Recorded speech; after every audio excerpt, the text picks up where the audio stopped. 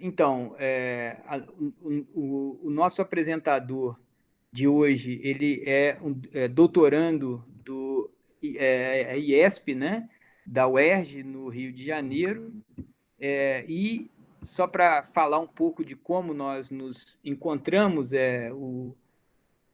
o Marcelo tem interesse também na área de política de ciência e tecnologia, em especial, né, essa discussão que chega, vamos dizer assim, ao Congresso, né, que será realmente a, a apresentação dele hoje, né? Eu estou tentando abrir aqui, abrir, porque eu tenho o nome da apresentação, me fugiu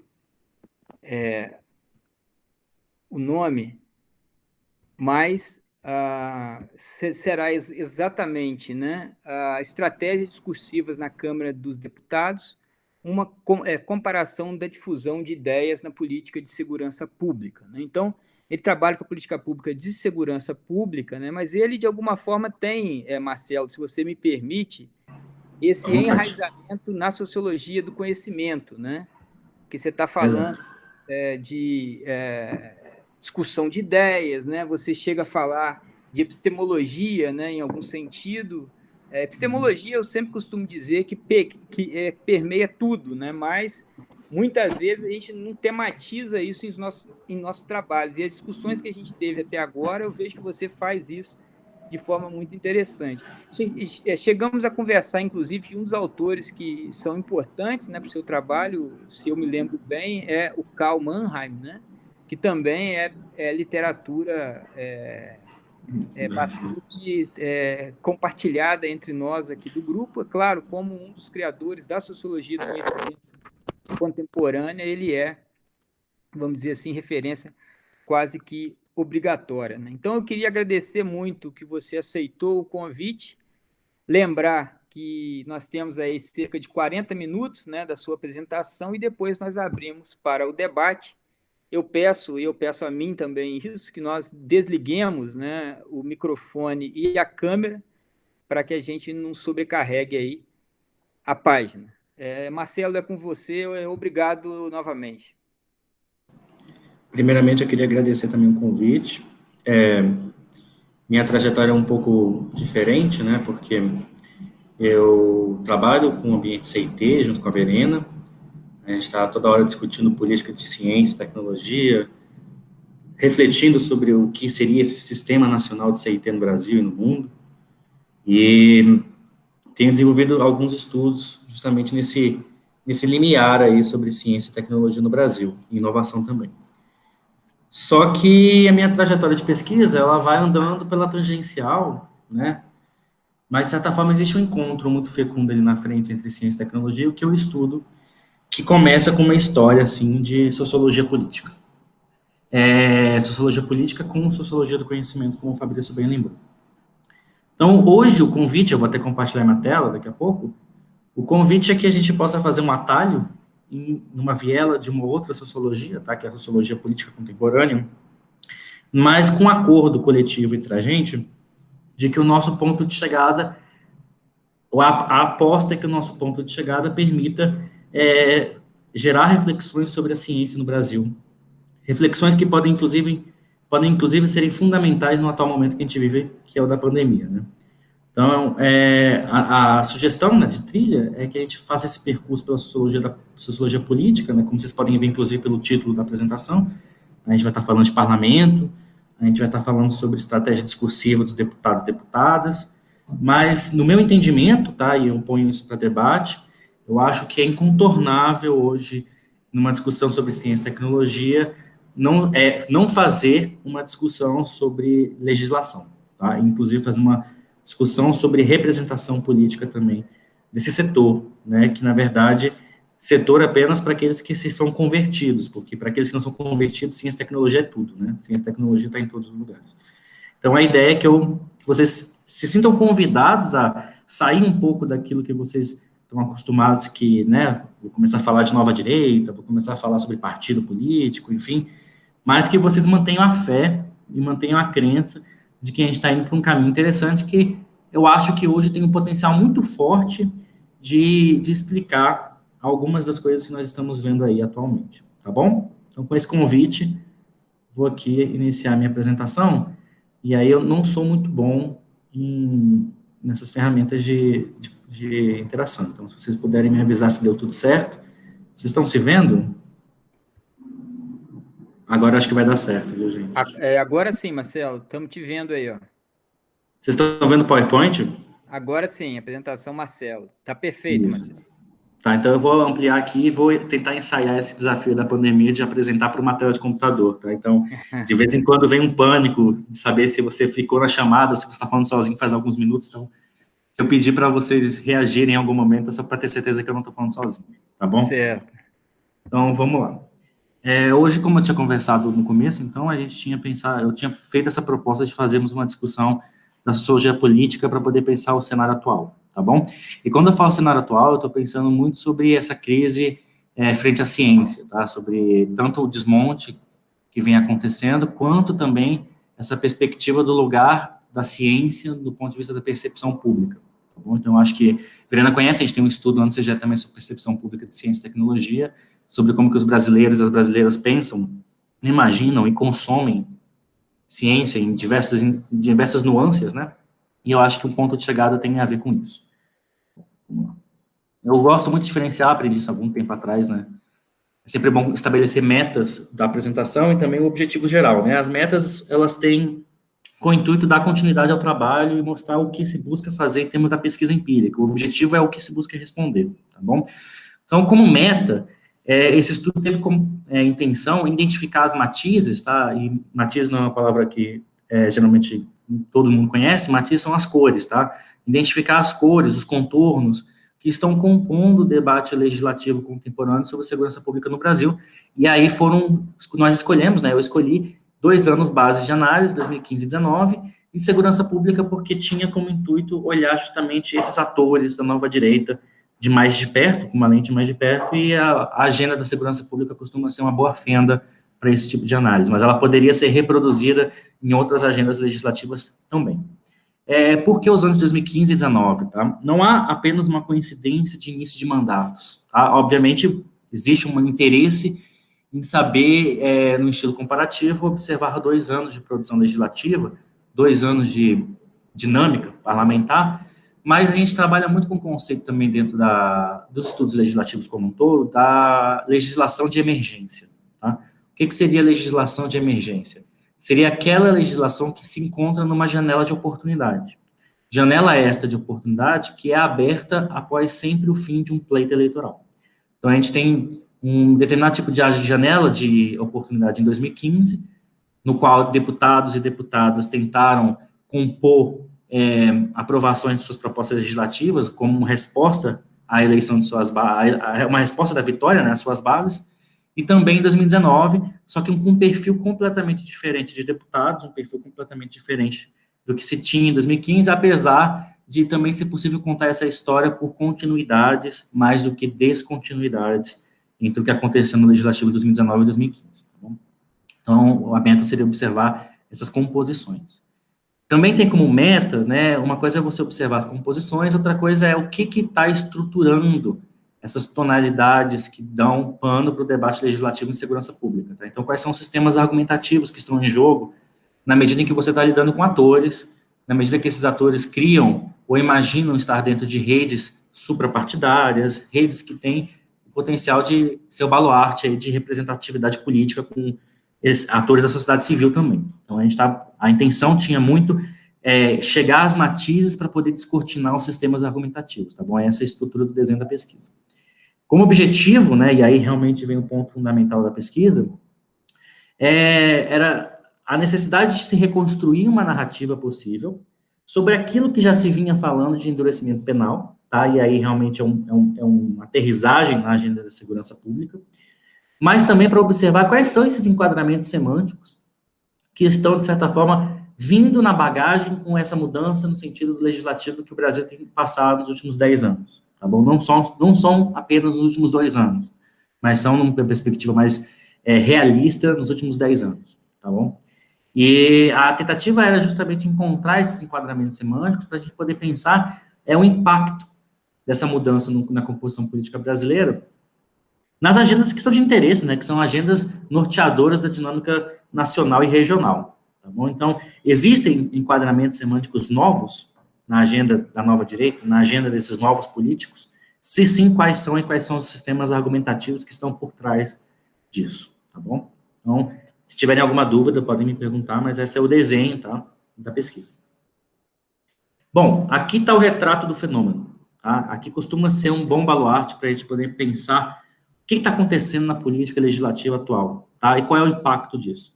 De um lado, do lado direito da nossa tela aqui, a gente tem a representação partidária. E aí, quando a gente fala de representação partidária, a gente sempre tem que tomar cuidado de qual é o momento que se está falando de representação partidária, porque existe uma representação de partidos vitoriosos nas eleições, existe uma representação de partidos no dia da posse. Deputados já mudaram de partido, deputados já migraram de partido. E existem outras representações partidárias ao longo da composição de coalizões no legislativo. Então, você tem aí sempre que determinar qual é o ponto no tempo que está falando de representação de partidos. Então, dos dois lados aqui, a ênfase está clara, né? É no momento da vitória do pleito, no momento da vitória das eleições federais, tá bom? Então, a gente teve ali uma representação partidária em 2014 no formato de uma onda, tá? E quando eu digo uma onda, é que existe uma continuidade de representação partidária, no qual você tem aí a liderança do PT, a liderança do MDB e do PSDB em 2014, e você tem, à medida que você vai andando nas bancadas, essas bancadas vão diminuindo consideravelmente de tamanho, a ponto de tornarem menos representativas, do ponto de vista partidário, as outras coligações, as outras legendas, tá? Então, você tem uma cauda contínua em relação à primeira bancada, e ali a pontinha da cauda do PPL, tá bom? Em 2018, essa onda, ela vai se descaracterizar, tá? E na medida que a gente vai... Essa descaracterização, ela ocorre de duas formas, tá? Ela é uma onda menor. Então, você vê ali que o nosso teto, em 2014, eram 70 deputados na primeira bancada, tá? Em 2018, a gente tem 54 na primeira bancada. A despeito de vocês poderem observar regularidades, né, você vai ter PT, você vai ter o Democratas ocupando ali sempre o limiar da nona maior bancada, você tem um declive. E esse declive está dizendo o quê? Que é esse ponto circulado aqui em vermelho. Partidos aumentaram sua representação. E não só aumentaram sua representação, como alargaram a cauda. Tá? Então, você tem uma cauda mais grossa, você tem uma cauda mais coerente, do ponto de vista volumoso, né, de volume, e você tem alguns partidos que antes tinham a tendência de acompanhar o declínio, se mostrando de alguma forma competitivo nas eleições e reembaralhando as principais bancadas. Não preciso dizer, é de conhecimento popular, o PSL atingindo ali a segunda maior bancada, sendo que ele estava compondo a cauda, né? Em 2014, ele era o quarto último, né? Na cauda aí da representação partidária. Então, você tem uma mudança muito importante dentro do legislativo, e essa mudança, aí vem um pouquinho da sociologia do conhecimento, um pouquinho para fora dos estudos legislativos, essa mudança implica em jogo de ideias. Essa mudança implica em rearticulação de ideologias. E é isso que tem sido o horizonte de pesquisas que estão buscando compreender o que esse fenômeno está trazendo em termos de políticas públicas, em termos de diretrizes de políticas públicas, que é muito incisivamente o que o legislativo faz, né? Então, vamos continuar aqui. Então, vamos caracterizar um pouco mais esse fenômeno, tá certo? A gente já observou esse desenho do gráfico, né? Bastante intuitivo. Os números são bastante curiosos, tá? Então, a gente tem 51% das vagas ocupadas por novatos políticos, ou ex-parlamentares. Tá? Então, são 51%. Esse número tinha chegado a 46% nas eleições de 2014, dando aí uma noção de que esse alargamento aí da renovação já vinha acontecendo há algum tempo, tá bom? Mas é uma taxa que, pela primeira vez na vida, se podia dizer que metade da composição da Câmara dos Deputados não eram dos deputados que já estavam alocados na legislatura anterior. Tá? Então, isso tem um peso muito grande. Mas poderiam ser figuras carimbadas no cenário político. E quando eu digo cenário político, cenário federal.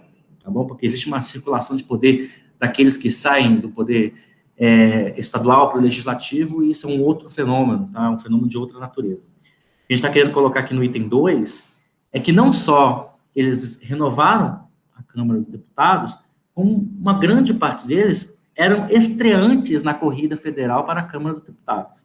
Não haviam se candidatado anteriormente para a vaga. A gente está falando aí de, no limite, 1/5 de bem-sucedidos e bem-sucedidas que entraram na casa e que não haviam sequer pleiteado entrar na casa anteriormente. Tá? Então, é uma renovação tanto do ponto de vista legislativo como uma renovação do ponto de vista eleitoral.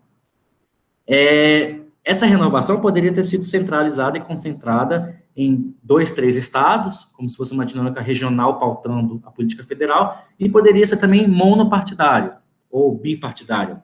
Não foi o caso. Tá?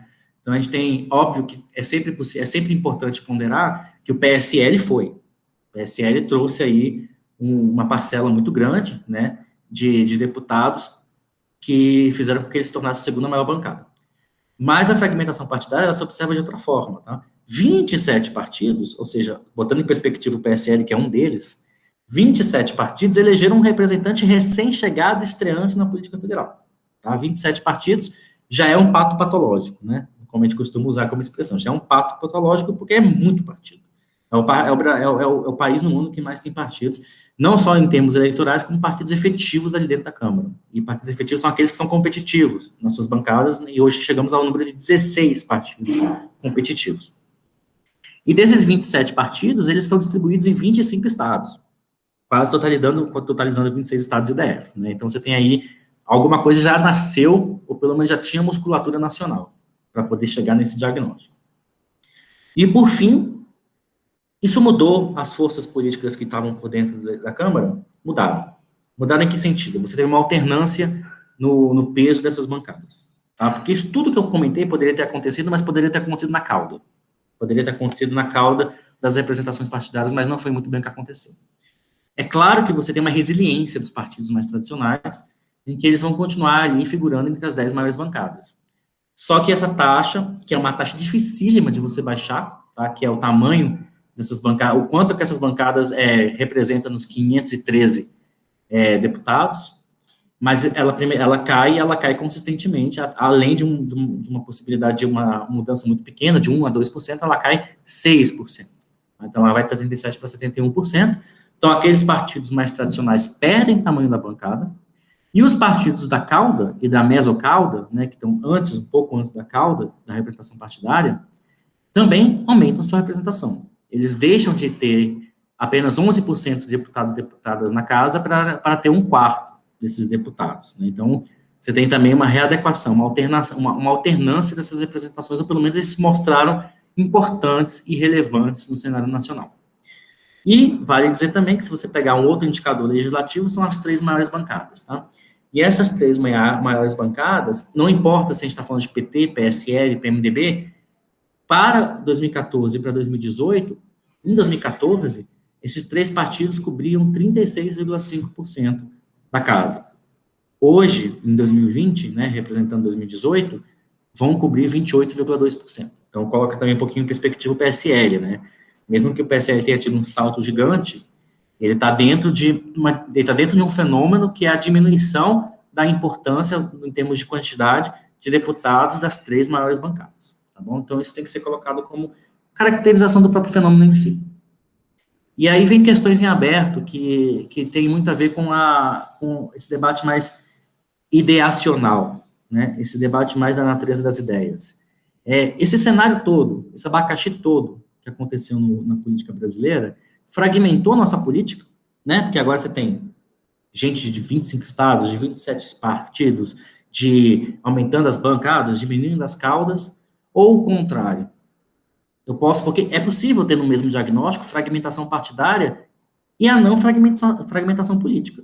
Você pode ter mais partidos dentro de uma casa, mas esses partidos podem se comportar em termos como um bloco. Eles podem se comportar como um bloco e aí a fragmentação política fica comprometida. Ou ao contrário, né? Se essa fragmentação política não aconteceu, então a gente poderia levar um raciocínio da radicalização. Entraram radicalizando. Entraram como um conjunto de deputados que têm o mesmo projeto político. Isso não está claro, tá? Até porque você tem aí, como os próprios dados mostram, uma multiplicidade muito grande de atores. E também, só para pontuar em perspectiva, a ideologia do Congresso vinha muito fraca no sentido do diagnóstico político, tá? Era uma categoria que já tinham decretado a morte dela no país, tá? No ponto de vista dos estudos legislativos, porque a ideologia, num país de muitos partidos, extremamente oportunista do ponto de vista dos partidos, e também fisiológico, a ideologia não valeria a pena dentro do Congresso Nacional. Tá? Então, ela teria uma série de constrangimentos e restrições, e o que valeria a pena mesmo são os cargos, a troca de relatorias, essa coisa entre governo e oposição, do que você realmente manter um perfil ideológico dentro da política central. Isso já estava meio que mapeado na literatura, e aí veio a realidade dando um soco na própria literatura, mostrando que, e já tem pesquisas muito bem exitosas, mostrando que não.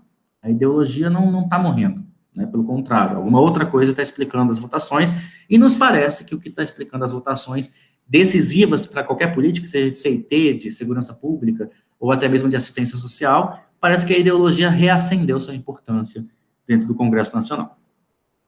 Bom, isso leva à segunda etapa da pesquisa, né? Por exemplo, tanta gente nova, tantos perfis que passaram a ocupar o legislativo com diferentes ideias, como que eu vou entendê-los numa coloração ideológica? A ideologia é uma coisa chata pra caramba de se medir. E aí você tem prós e contras, né? Quais são as motivações, né? Por que pensar em ideologia? Para poder entender essa curva, né? Essa curva que se tornou mais um declive do que uma onda. A ideologia, ela sobrevive ao longo dos anos, né? Partido muda de nome, partido muda de história, partido se divide, mas raramente a ideologia, mesmo que seja inexata, mesmo que seja fluida, essa ideologia geralmente não vai mudar muito ao longo dos anos, tá? Isso não se aplica a alguns partidos muito fisiologistas, tá? Isso eu vou falar um pouco lá na frente. Além disso, tá claro, né, em pesquisas contemporâneas, que coalizões ideológicas estão decidindo votação. Então, no momento em que a realidade mostra que aquilo está acontecendo, né, que você consegue observar, e aí eu posso indicar estudos da Marina Lacerda, de outras pessoas que estão mostrando realmente essas forças ideológicas, significa que a teoria que tem que se reinventar. Né? A ciência política, a sociologia tem que se reinventar para se readequar, muito mais do que ficar no saudosismo teórico de que a ideologia não importa no Brasil. E também é uma medida, claro, aqui é a defesa mais comum entre a gente, uma das boas medidas para compreender visões e atitudes que vão importar no sistema de ideias em disputa ali no Congresso, tá bom? Limitações. Aí, limitações, eu poderia ter escrito um livro aqui no PowerPoint sobre por que não usar ideologias, tá bom? Primeiro porque você não tem fontes claras, você não tem posicionamentos ideológicos existentes de forma clara dos partidos, dos indivíduos, apesar de estar mudando recentemente. Dificilmente uma ideologia se mantém em diferentes estratos da vida de um político. Ele pode votar de uma forma, pode propor de outra e pode aprovar de outra forma. Tá? Então, a redundância, que é a famosa pedra importante nas teorias que se dizem mais hard, né, nessas teorias que têm um pressuposto mais quant, é muito difícil de se apurar. É muito difícil de encontrar redundância ideológica entre os deputados. Eles são muito voláteis. Tá? E existe também uma falta de linearidade ideológica entre o partido e o indivíduo. Entre o deputado e o partido. Por hora, o partido quer uma coisa e o deputado quer outra. Apesar de ter sistemas de constrangimento e benesses que estão ali explicando por que ainda vale a pena estar naquele partido ou não. Tá? E eu acho que o entender a parte mais importante, a gente vem de um histórico de diagnóstico de fisiologismo eleitoral, né? Personalidade, o personalismo nas eleições importa muito mais do que os partidos, e importava muito mais do que as ideologias, e isso vai perdendo um pouco a sua força na teoria. Tá bom? Então, dado esses prós e contras, a gente optou pelo pró. Tá? A gente optou pelo que estudos empíricos têm mostrado, que as coalizões ideológicas estão importando atualmente. Então, eu vou tentar ser um pouco mais rápido, para não ficar nessa esteira da nova direita, tá bom? Mas uma questão que é importante colocar, só para a gente ficar no mesmo ponto, é que essa nova direita começou no Sudeste. Tá? É um movimento de marketing eleitoral, algumas siglas, por não terem história, por não terem peso no cenário político, acabaram se tornando plataformas para políticos ou para personalidades que tinham muito respaldo nas suas bases evangélicas, seja lavajatistas, e encontraram espaço de notoriedade nessas siglas. tá? Mostrando até, de certa forma, que o partido serviu muito mais como andaime do que como qualquer outra coisa, apesar de eles estarem tentando reverter essa visão, né, de andaime. E também a gente está falando de uma maré rosada, né? Quando eu falo de maré rosada, a esquerda ocupou a América Latina por um bom tempo. E aí você tem uma articulação de fins em que o que traz de novidade uma nova direita, né? Porque você está falando de nova direita, você está falando que existe uma velha. Né? E esse é o grande ponto da questão, tá? Dizem muito que a nova direita no Brasil, ela vai se diferenciar de uma velha direita porque ela vai incorporar discursos de esquerda dentro de suas retóricas, tá bom? Então, é muito importante comentar que uma nova direita não necessariamente é uma extrema direita, tá bom? A gente tem figuras ocupando novos posicionamentos de direita que não necessariamente são livre mercado, tá? São a favor de um livre mercado, estão totalmente contra o intervencionismo do Estado na economia, como era o que caracterizava a direita fim de ditadura militar. Né? E também tem um diagnóstico, que eu vou falar um pouco lá na frente, de que essa coisa aí de você falar de intervenção do Estado na economia não está diferenciando muito a esquerda e a direita. A esquerda também é ortodoxa economicamente e a direita também tem tido um certo intervencionismo estatal. Então, a falha nesse diagnóstico, né, a fluidez e a frouxidão desse diagnóstico tem apontado de que existem novas pessoas na história. Entraram novas pessoas, entraram novos deputados, novas deputadas, e eles têm um discurso que não me diz respeito àquele discurso da direita na virada, na redemocratização, e eles importam. E aqui está o quadro mostrando isso, não vou entrar nos detalhes, mas mostra numa diferenciação partidária, botando democratas como velha direita, pegando o PMDB, botando como outros partidos. Na nova direita você pega o PSC, Social Cristão, e outros partidos mais nanicos, eles ganharam mais cadeiras consistentemente desde 1998 até 2014. Tá? Então, não só existem novas pessoas da direita, como elas estão adquirindo força eleitoral a ponto de aumentarem suas cadeiras no Congresso. Tá? Então, esse é o diagnóstico de que existe essas novas direitas. E aqui, por fim, também é um outro diagnóstico que vai confirmar, né, pelo menos a ponto de vista de percepção. Aqui nós temos alguns partidos, Rede, PV, MDB, PMN, PMB. Em verde, é como que o manifesto daquele partido caracterizava ele, tá? Entre centro, direita e esquerda. Quanto mais perto aqui do nomezinho, mais centro-esquerda. Quanto mais afastado, a direita é direita. Então, os manifestos desses partidos apontavam que eles eram de centro, no máximo centro-direita, tá bom? Mas eram de centro, um perfil centrista. MDB, Avante, PRTB.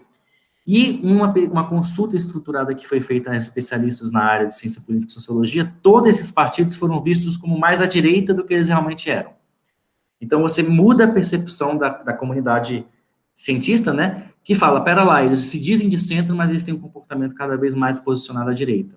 Então, você tem aí mais uma redundância do ponto de vista de que existe uma mudança, inclusive do ponto de vista dos partidos. Bom, aqui é um slide que ele é muito importante, mas eu vou tentar ser um pouco mais sucinto. Qual é a diferença, né, entre esses atores da nova direita e esses atores que são daquilo que poderia ser chamado de uma direita tradicional ou uma direita secular, tá bom? A direita e a esquerda, como binômio, sofreu mutações ao longo do tempo, tá? E aí vem uma história que se é muito contada na sociologia política, de que com a queda da União Soviética, com a queda ali do sistema soviético, a sociologia e a ciência política teriam que se reinventar, porque direita e esquerda passariam a significar outra coisa do que significavam no período. Tá? Você tem uma forte desestruturação do mundo, mesmo que você possa defender, a gente pode defender continuidades também, que permaneceram após a queda da União Soviética, mas o que se diz muito é que, olha lá, o que se diz da direita? Aí eu botei aqui, dizem que a direita ela é contra a intervenção do Estado, dizem que a direita vê a pobreza como herança, quase como uma herança genética, dizem que a direita vê a criminalidade como patológica, não tem essa coisa de recuperar bandido, é um sujeito desviante, né? E dizem que a direita vê as questões trabalhistas como um desincentivo ao mercado. Então, era assim que se conceituava a direita em questões materialistas, tá? Em questões que estavam marcando ali a virada do milênio. O que se diz agora é que esse modelo não perdeu sua eficácia. A direita continua pensando dessa forma. Mas não é mais essa trincheira que vai realmente ocupar o cenário contemporâneo. Não, pelo menos, sozinha.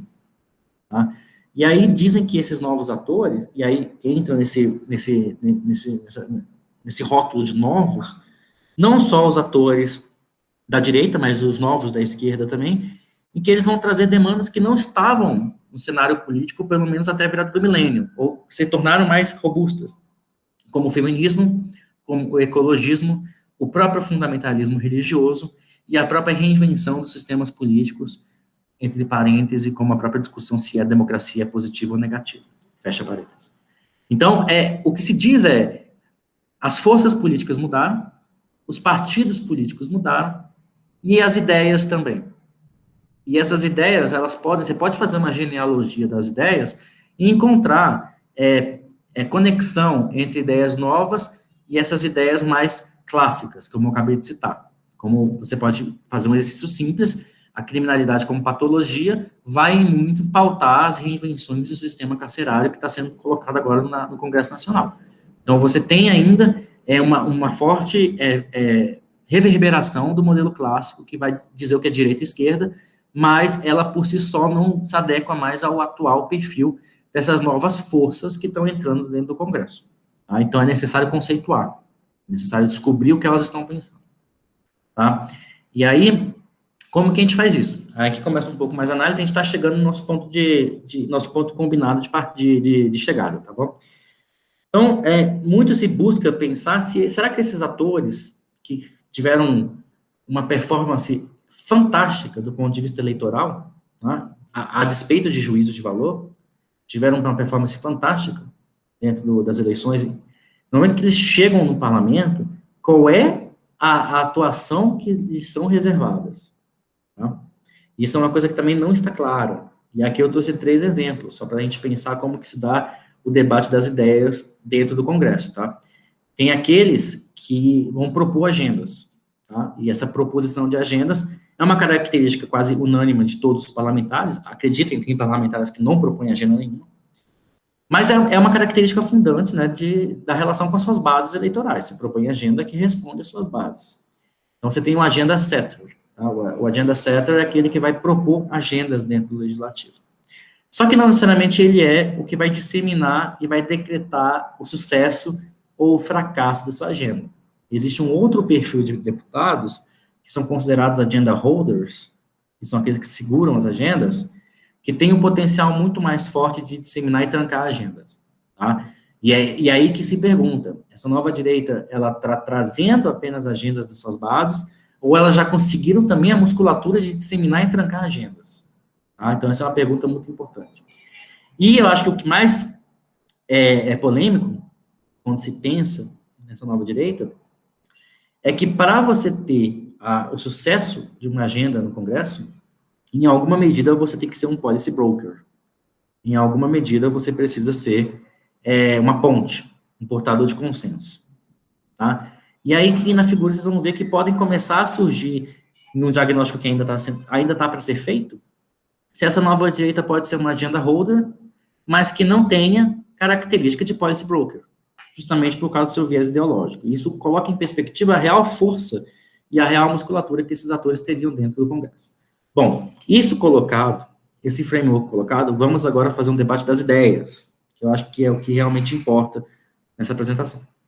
Tá? Aqui a gente vê a diferença brutal, tá? Quando você observa, isso aqui eu recomendo todo mundo entrar um dia para poder olhar, existe um projeto magnífico de um consórcio de cientistas que mapeiam mudança ideológica pelas propostas de governo dos presidentes em todo o mundo. Então, você vai lá na Suécia, você vê se a Suécia se tornou mais de direita, se a Suécia se transformou mais de esquerda, e tem o caso do Brasil, e aqui fica claro que até 2014, nenhuma proposta de programa presidencial tinha somado, nessa escala, tem um modelo matemático por trás, tinha somado pontos suficientes para ser considerado uma proposta de direita. Todas elas estavam no perfil centro-esquerda, inclusive do PSDB. Em 2018, você tem esse movimento aqui, em laranja, decolando, né? Não só o Brasil entra no quadrante de proposições de governo da direita, mas como ele entra lá em cima e puxa com ele outros partidos, e puxa com ele outras propostas, e aqui a gente pode ver o PSDB se tornando mais à direita do que sua proposta em 2014.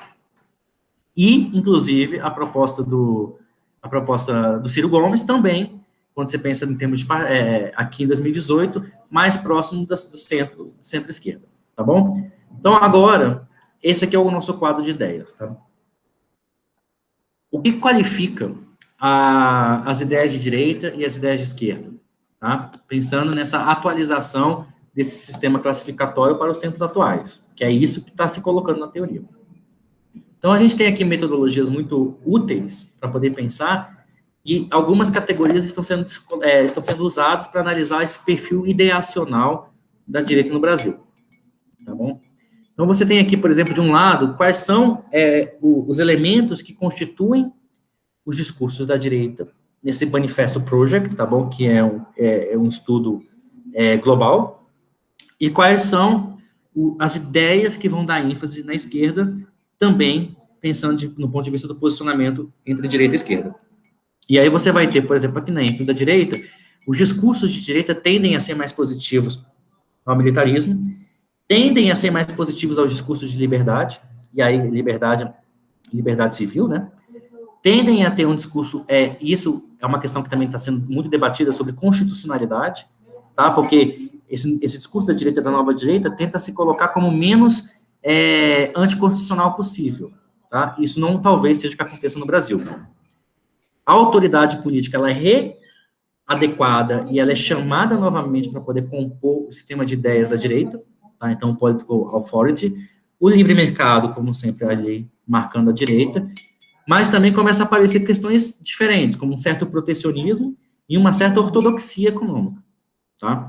A limitação do estado de bem-estar social, também uma característica clássica, e a moralidade, lei e ordem e o mindset cívico, né? A ideia do cívico, trazendo novamente o poder para a direita atual, na atual conjuntura. E na esquerda, você tem questões mais voltadas para a esquerda do ponto de vista das ideias. Você tem um anti-imperialismo, você tem uma perspectiva negativa do militarismo, você tem discursos muito imbuídos de paz, né, de defesa da paz, em defesa do internacionalismo também.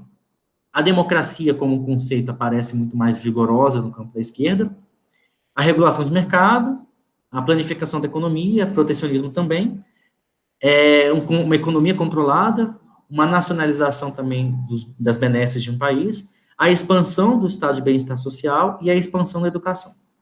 E também, óbvio, um discurso mais afeito às classes trabalhadoras. O que a gente observou no Brasil? O que o Brasil trouxe? O que a proposta de governo do Bolsonaro trouxe nesse sistema de ideias e que, em muito, foi utilizada como oportunidade para os deputados que entraram dentro do Congresso. Tá? Então, você tem um discurso militar reconquistado, tá? Isso é muito curioso, porque o Brasil vinha de um histórico de querer se desassociar do movimento militar, pelo menos na direita mais secular, e isso é trazido de volta à tona. Você tem a autoridade política também, como um conceito que não estava povoando as eleições de 2014 e se tornaram presentes massivamente nos discursos de Bolsonaro, né, nos discursos da direita. Na direita, aí quando eu falo direita, não é qualquer direita, é da direita que ingressou no Congresso em 2019. E você também tem o discurso de lei e ordem também pautando e muito a questão da segurança pública.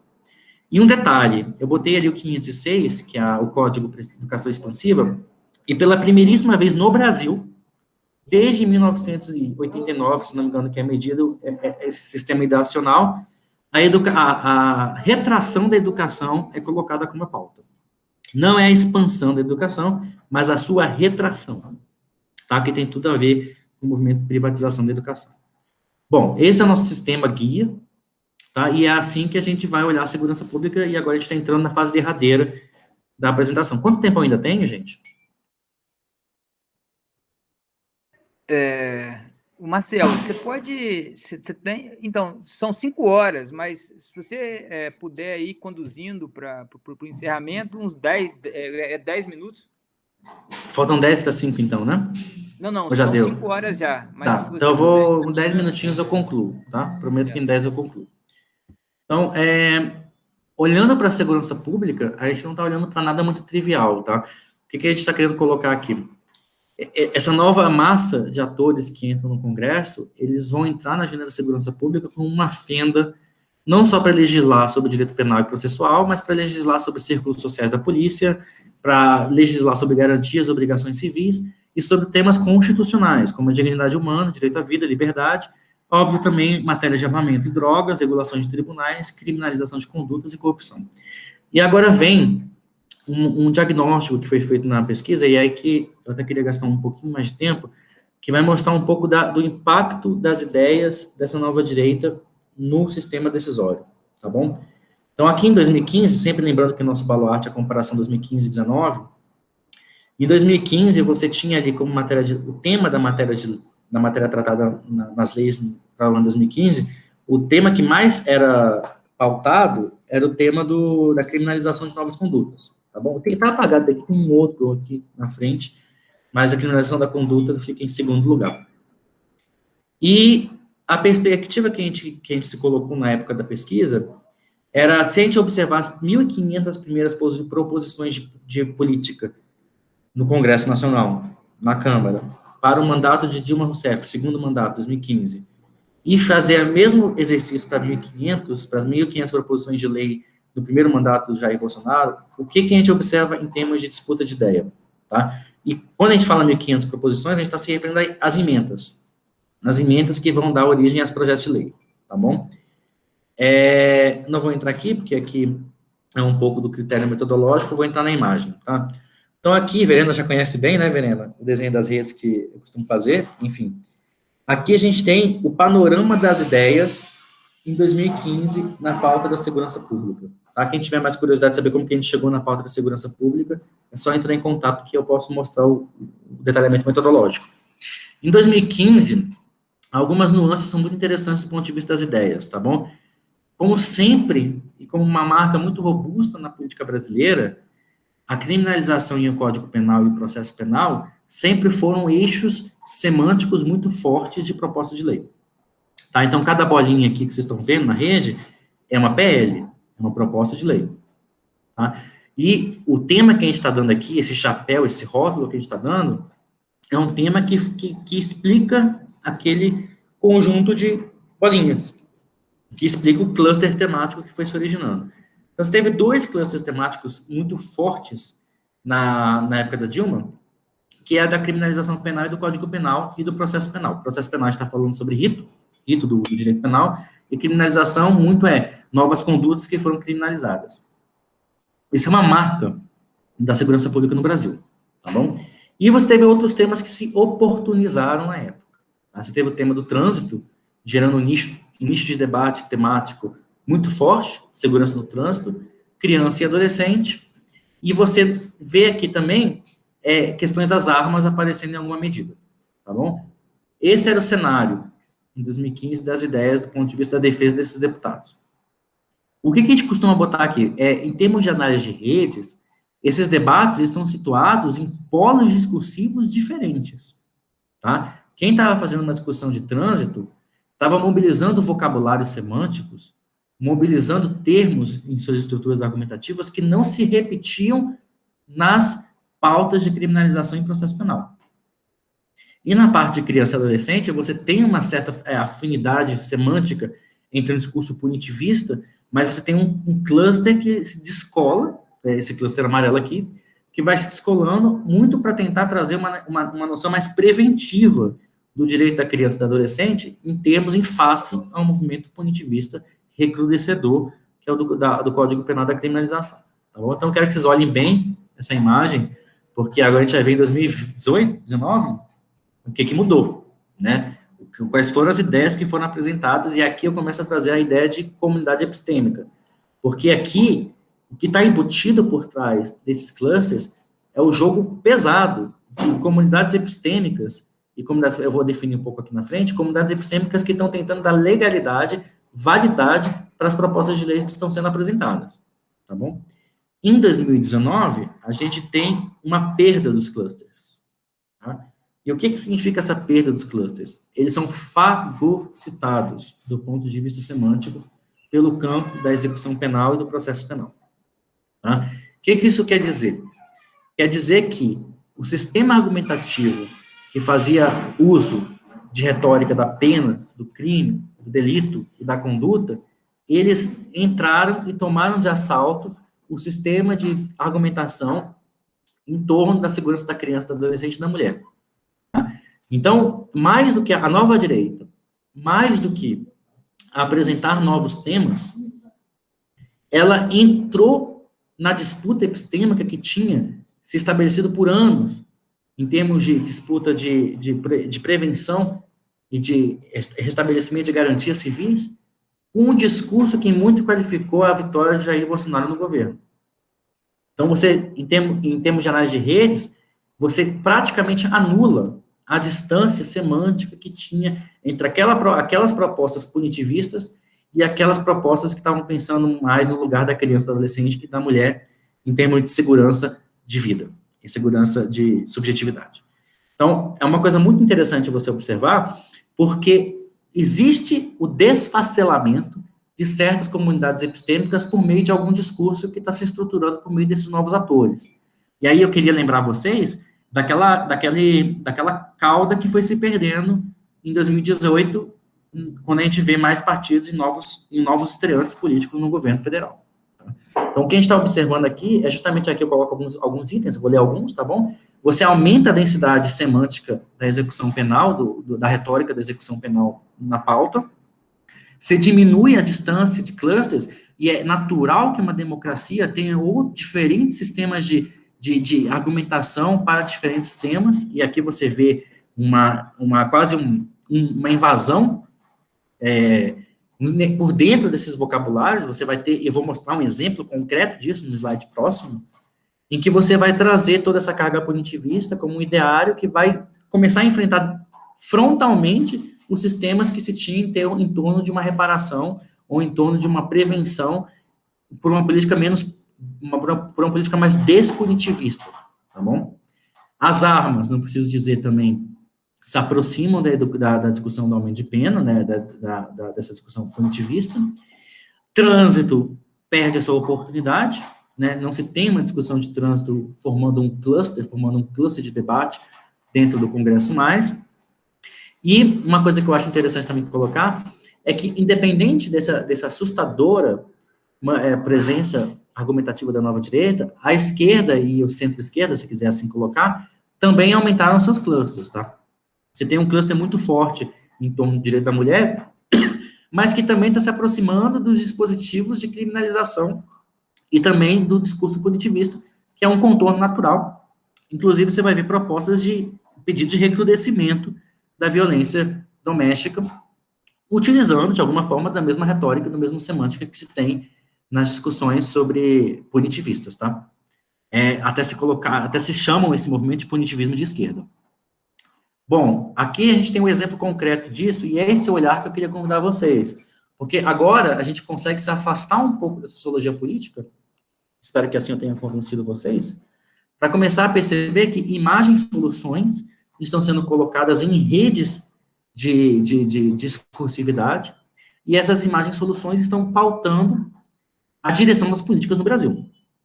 Tá? E essas imagens e soluções, imbuídas de uma discursividade da punição, vão surgir filhos como estes que estão colocados aqui na tela. Você vai ter, de um lado, uma proposta do deputado Felipe Barros, em que ele vai começar a legislar sobre conteúdo erótico e dança nas escolas, associando a dança e associando a música que tenha alusão à relação sexual, à prática de atos libidinosos, como crime, tá? que é duplicado se for cometido por um diretor da escola ou por um professor. Tá? Então, esse é o exemplo massivo desse sistema de discursividade entrando em outros circuitos epistêmicos que estavam se colocando com base nos profissionais da ciência, com base naqueles que buscavam pela política de ampliação do currículo e uma série de outras lutas que se travam dentro do legislativo. E também, ao lado da direita, você também tem um outro filho desse movimento, e aí faz até sentido olhando para quem fez, né, deputada policial Sastre, Kátia Sastre, que ela vai colocar, inclusive, a questão do vandalismo dentro da escola, tá? E essa questão foi discutida, inclusive, o que seria vandalismo, né? Pichação seria vandalismo dentro da escola? Isso é uma pergunta que foi colocada na época. Mas também atribuindo o serviço considerando como ato de violência, tá? E esse ato de violência teria que ser reparado. Você está criando uma punição reparatória em cima da figura do pai e do responsável legal da criança e do adolescente. Então, esses tipos de coisas, esses tipos de amarração argumentativa vão entrando em todas as pautas. Tá? Isso aqui foi só um retrato da segurança pública. E, por fim, eu acho que chego no último slide da apresentação, tentando fechar em 10 minutos, agora em menos, e para onde vão as comunidades epistêmicas que solidificaram a história das disputas presentes na Câmara dos Deputados. Uma das questões que a gente costuma botar como exemplo máximo de comunidade epistêmica é o SUS. Tá? Uma fortíssima comunidade epistêmica que se apresentou no Brasil na década de 80 e 90 foi os sanitaristas. Então, os sanitaristas, por meio de uma reforma institucional, deram luz ao SUS. E esse tipo de coisa a gente chama de tipologia ideal, né? Os sanitaristas, como comunidade epistêmica científica, reconduziu uma ação política de extrema importância atual para o Brasil hoje. E o que seriam essas comunidades epistêmicas? Né? Na visão do Peter Haas, que é um dos grandes cunhadores dessa expressão, é uma rede de profissionais, tá? E esses profissionais atribuídos ao campo científico ou ao campo científico técnico, e essa rede de profissionais, eles têm essa ideia de construção de uma coletividade, de grupidade. Então, uma comunidade epistêmica é aquele grupo que acredita na sua grupidade. E essa grupidade é baseada numa crença normativa, em princípios coletivados, né, em princípios que eles acreditam em torno de problemas que eles julgam serem importantes de serem resolvidos e que levam a ações políticas e resultados desejados. E esse grupo vai dar validade a essa luta técnica para se tornar uma pauta política. É por si só, obviamente, então, um empreendimento político em torno, e aí, de práticas que são associadas a um problema que uma competência, um grupo de competência está pautando. Então, o que se coloca com esses desenhos, e agora finalizando, é que esses grupos, em suas ideias de grupidade, vão tendo que encontrar interlocutores que não encontravam anteriormente na época em que elas estavam pautando e muito sendo mobilizados para a construção de agenda legislativa. Não que não houvessem, mas você tem um assombroso movimento de expansão.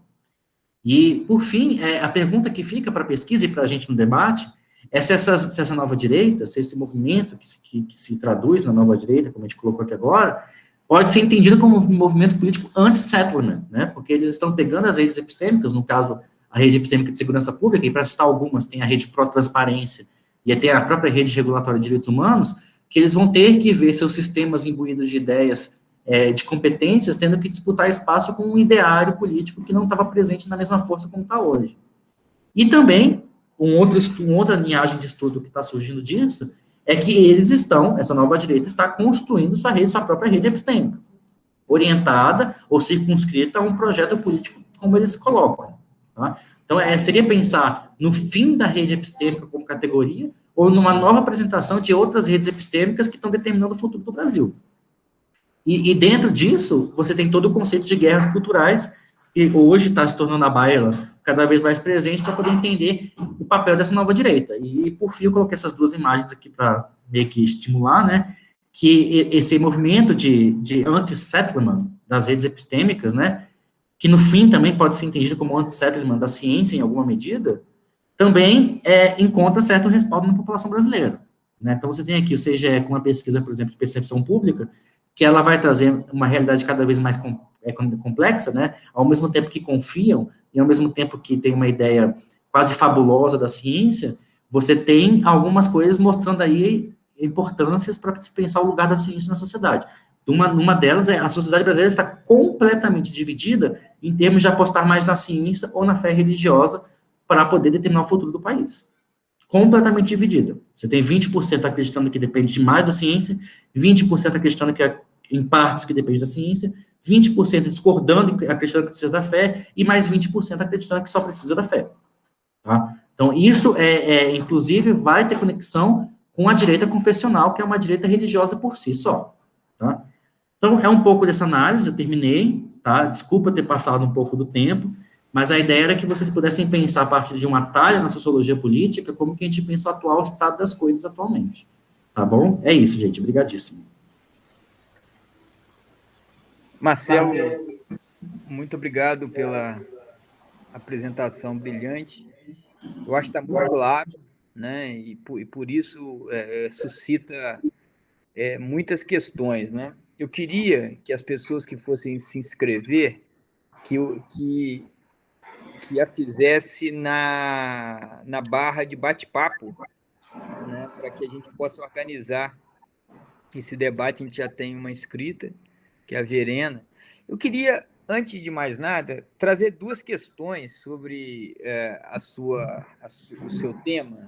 O primeiro, Marcelo, diz respeito ao seu marco teórico, né? O Peter Haas é muito interessante sobre isso, tem trabalhos, inclusive, em que eles aproximam a ideia de comunidade epistêmica do Peter Haas da comunidade epistêmica da Quinoz Cetina, que é uma autora dos estudos da ciência muito conhecida, né?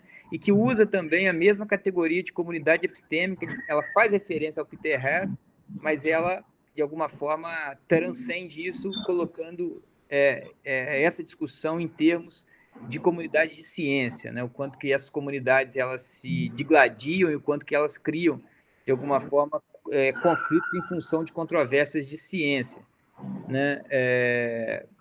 Mas o que eu ia colocar mesmo, assim, por que você escolhe esse marco e não escolhe um marco que hoje está muito em voga, né? E talvez na moda seja o termo, que é a discussão que o Ernesto Laclau e a Chantal Mouffe faz em torno da ideia de hegemonia, né? Porque muito da dinâmica que você nos mostra de forma muito rica, né? Que é a construção desses grupos, né? E suas temáticas passa muitas vezes pela discussão que o Laclau faz, que ele vai chamar de agonismo, né, na política, né? Ou seja, a maneira como na política esses elementos. E aí a ideia de hegemonia, né, dele e da Chantal Mouffe é muito interessante, e eu vejo um paralelo muito forte com o seu trabalho. O seu trabalho é muito rico para mostrar exatamente como ocorre, vamos dizer, essas lutas no interior da política, né, em que um grupo se sobressai em relação ao outro. Um outro elemento, e aí esse elemento ele vamos dizer assim, ele é somente paralelo ao seu trabalho, mas que eu gostaria de te ouvir, porque eu não acho que ele seja importante no seu trabalho, mas eu gostaria de te ouvir em relação a isso.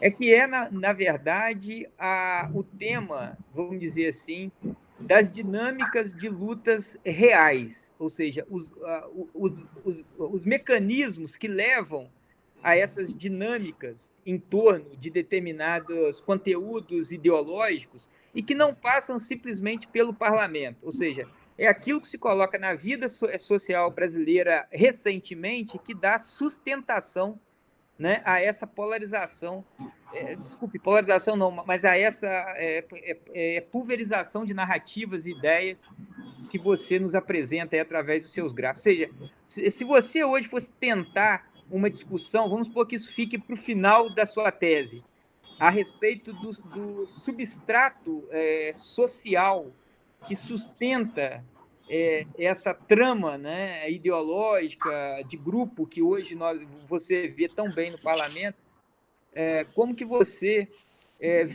veria esse problema? Aí, é claro, junto a isso está a questão das redes sociais, a emergência das redes sociais como elemento, vamos dizer assim, também importante nesse tipo de dinâmica política, né?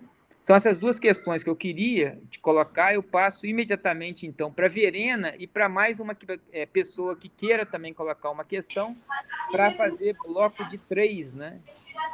Cada vez. Verena? Na verdade, eu queria comentar a coisa do Mouffe e do Laclau primeiro, então.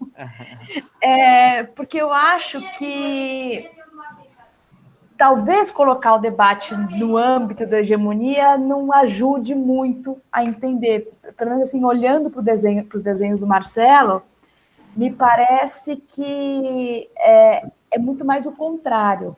É como, de fato, grupos que não são hegemônicos vão fagocitando mesmo outros debates do ponto de vista discursivo.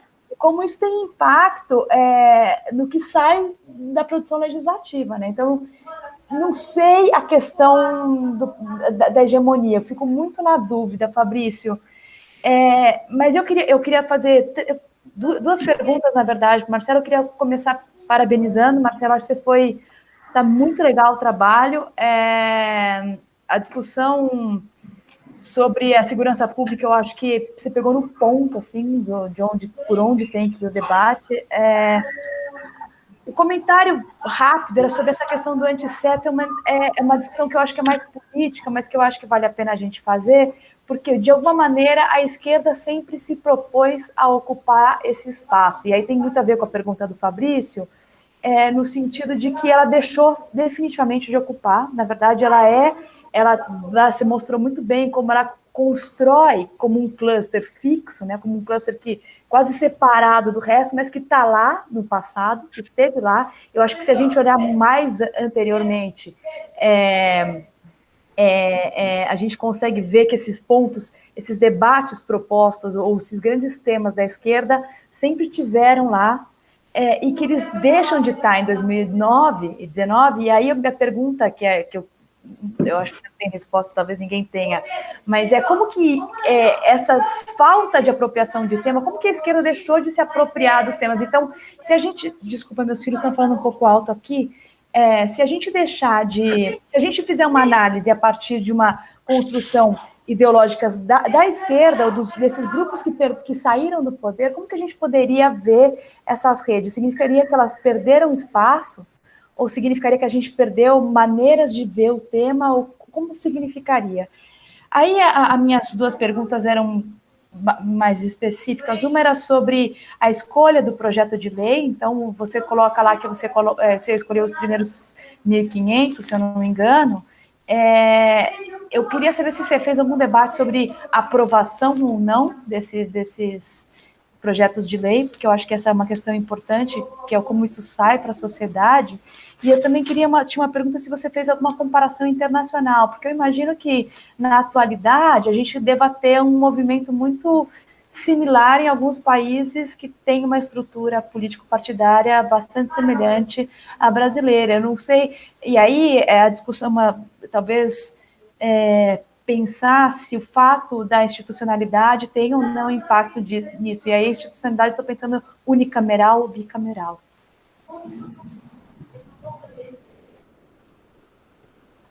Obrigadíssimo, pessoal. Se tiver mais alguma outra pergunta, eu posso aguardar também.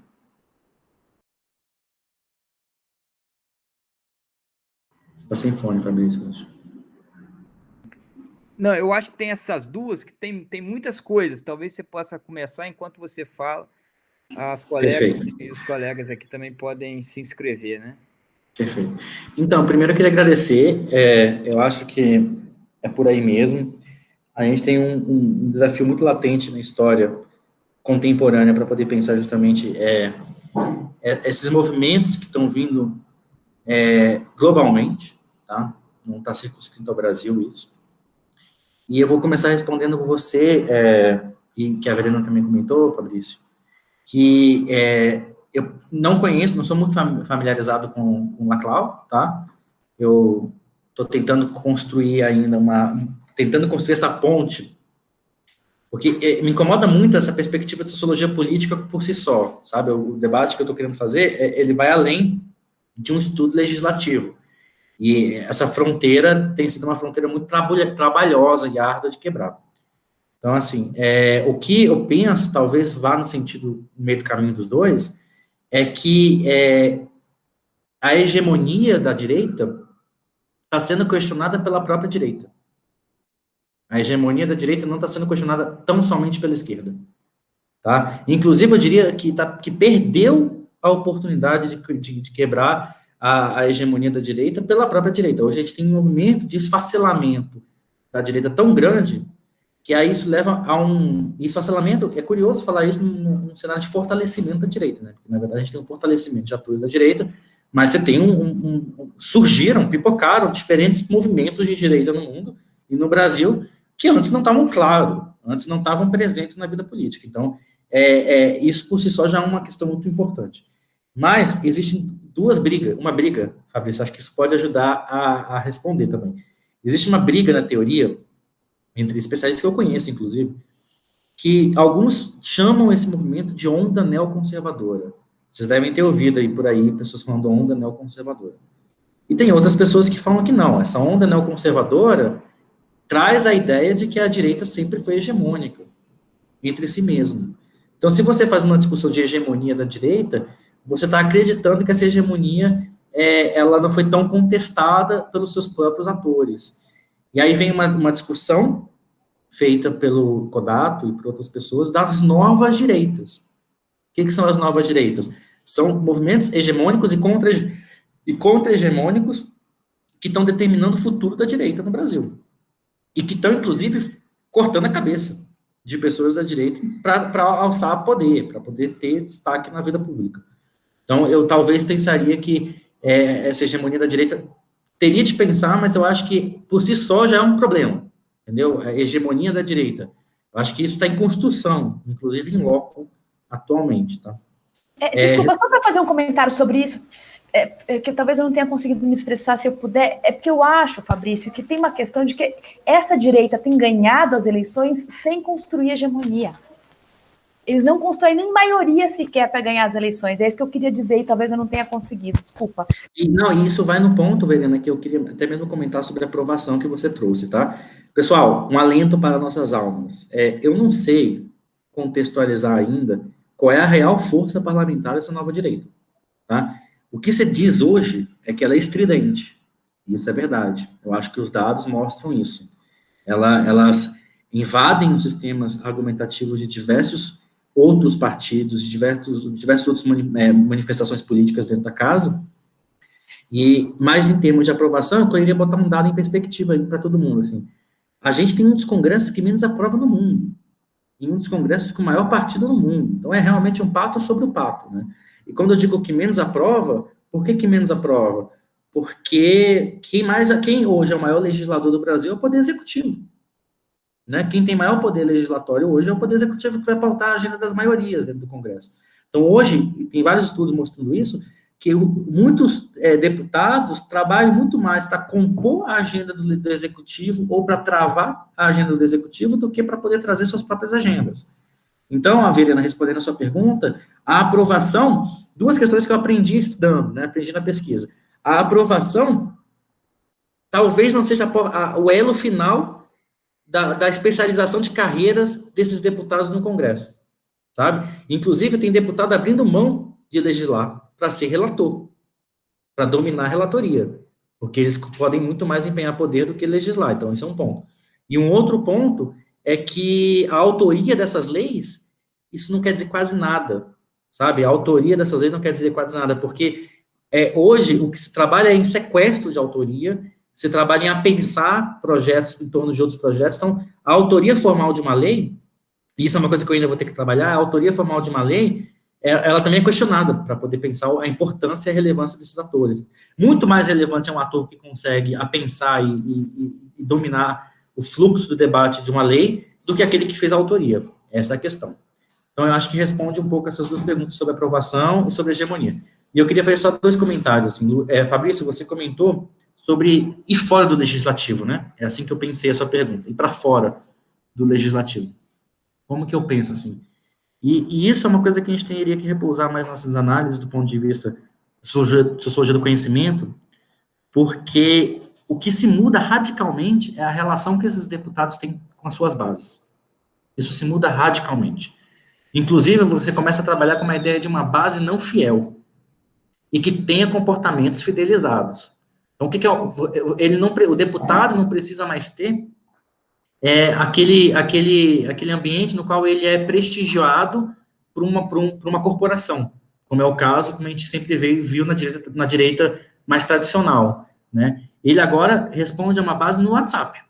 É uma coisa muito louca, você parar para pensar. Tem deputado e deputada hoje que, na hora de votar, escreve a pergunta no Twitter, vê quantas pessoas respondendo aquele Twitter mais a favor ou contra para definir sua votação. Isso é uma coisa que acontece, e está acontecendo para mais de uma pessoa. Então, essa relação de decisão com as suas bases traz a população para dentro do Congresso. Mas a pergunta que se faz é, que participação é essa?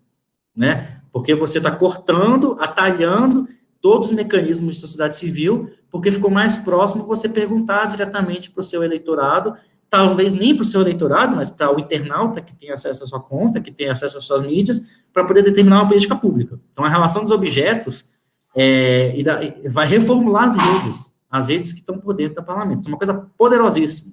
E eu fico muito assustado que ainda não tem estudos sobre a relação da base com esses novos deputados. Então, é um pouco respondendo isso. E a última pergunta, Verano, sobre internacionalização.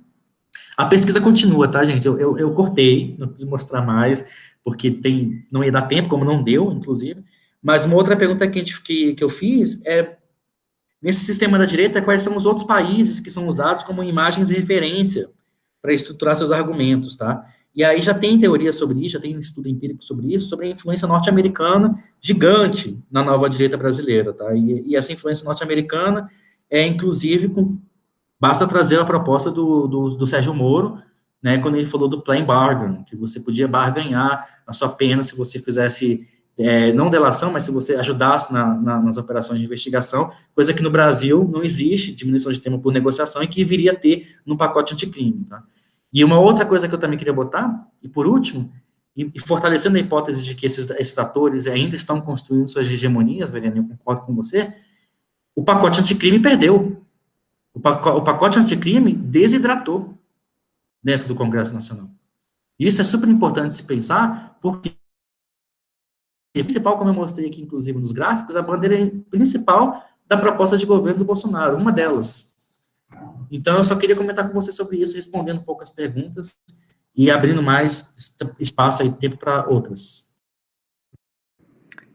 Então, porque a questão da hegemonia, eu coloco essa tecla, mas sabendo que o seu caminho também ele é muito frutífero, em Laclau e Muffle, não tem a ver com número, porque ele exatamente capta essa ideia de democracia representativa, em que a questão numérica, ela, né, nesse sentido, ela não é tão importante.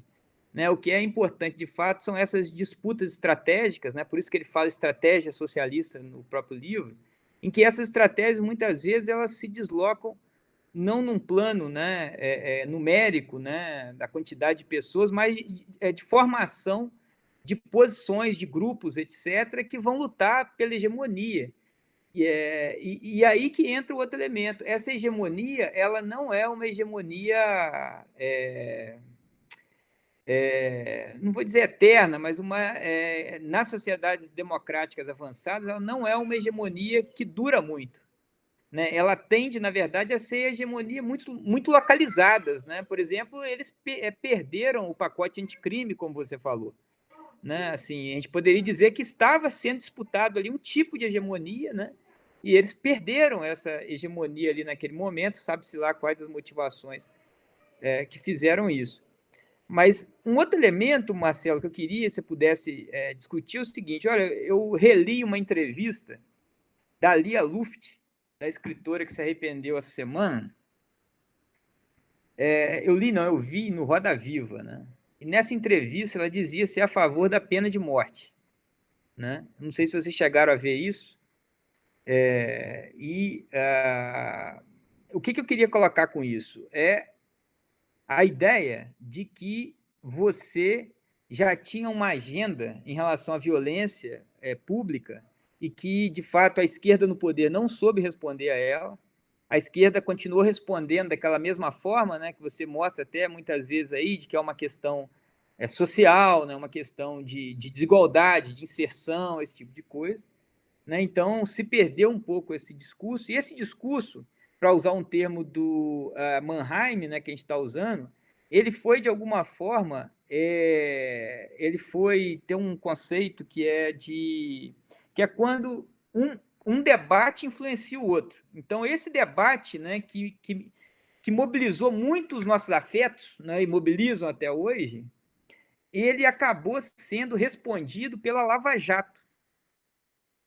Né? Ou seja, a Lava Jato e o seu punitivismo foi a resposta que se conseguiu dar, né, aos nossos anseios, né, eu diria justicialistas, né, que o governo da esquerda no poder não soube responder e, de alguma forma, isso acabou contaminando tudo. Né? E aí, quando a Lava Jato responde da forma que respondeu, com uma série de, na minha leitura, de arbitrariedades, se entendeu que ali a reivindicação da Lia Luft estava sendo feita, ou seja, quase como decretar pena de morte, esse tipo de coisa, porque realmente foi uma atuação violenta do ponto de vista da justiça que ninguém nunca viu. O sujeito fazer condução coercitiva de político poderoso, né, daquela forma algemado, né, ou seja, se espetacularizou essa situação, e ao fazer isso, a Lava Jato respondeu aos nossos afetos, né, em relação à violência. Então, assim, o que eu queria trazer é isso, se você, enfim, como que você vê, de alguma forma, essa agenda da violência pública que não foi respondida pela esquerda, a meu ver, talvez é uma pergunta, né, se você acha que a maneira como a esquerda respondeu a isso no poder foi uma maneira, como que você lê essa maneira? E a segunda questão é essa, assim, se você considera que essa agenda realmente contaminou outras agendas, né? E que aí, por exemplo, eu vi uma vez uma pessoa num debate na televisão, no Globo News, que era até o Arthur aqui do departamento estava no debate, essa pessoa disse, olha, não tem ciência e tecnologia para o combate à violência.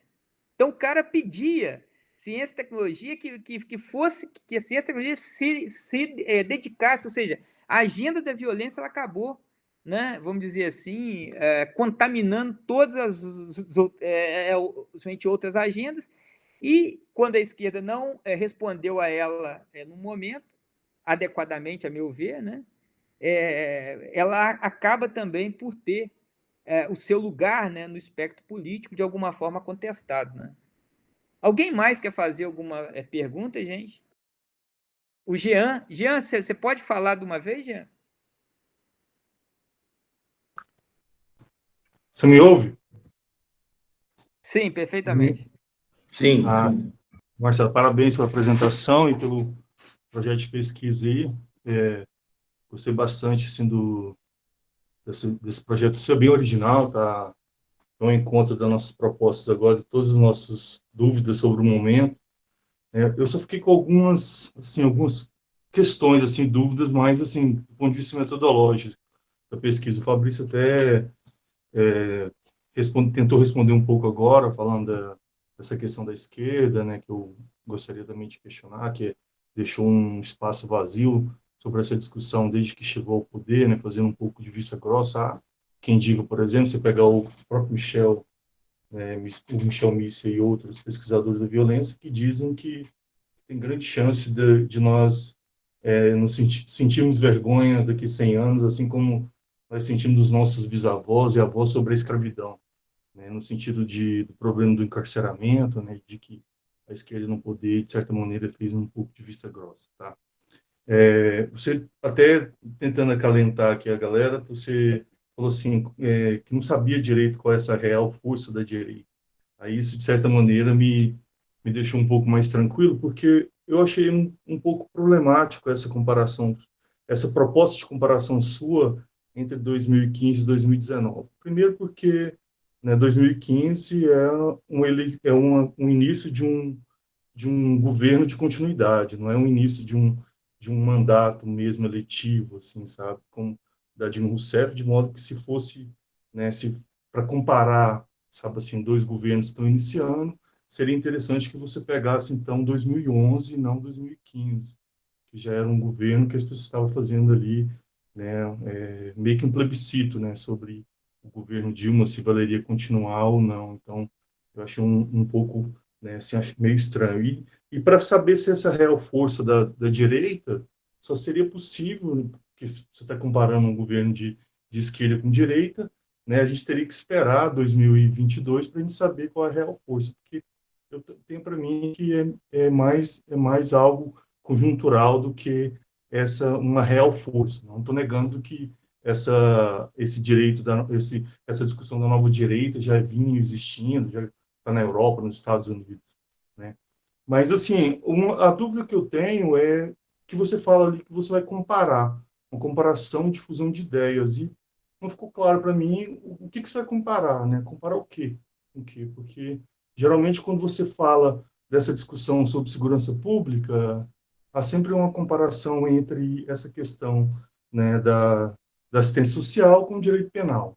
Então, quase sempre elas estão inversamente proporcionais, e o modelo americano, né, para nós é bem interessante. Aí tem o Luiz Vacan, por exemplo, que pegou isso nos Estados Unidos, mostrando claramente que quando essa coisa da legislação em direito penal ela cresce nos Estados Unidos, a, a, a legislação, por exemplo, sobre assistência social, né, um Estado mais caritativo, ela cai. Então, talvez valesse a pena, por exemplo, né, se você busca comparar, talvez tenha que comparar, né, com outro tipo de legislação, né, outro tipo de direito para ver se funcionaria, né, porque, ao meu ver, né, talvez valeria mais a pena, não sei se você pensou nisso, mas tentar tratar disso, do ponto de vista dessa discussão sobre segurança pública, uma perspectiva de um processo, né, e aí você pegaria, né, um processo, talvez até pelo menos 10, 15 anos, porque você está falando de mudança social, e mudança social, né,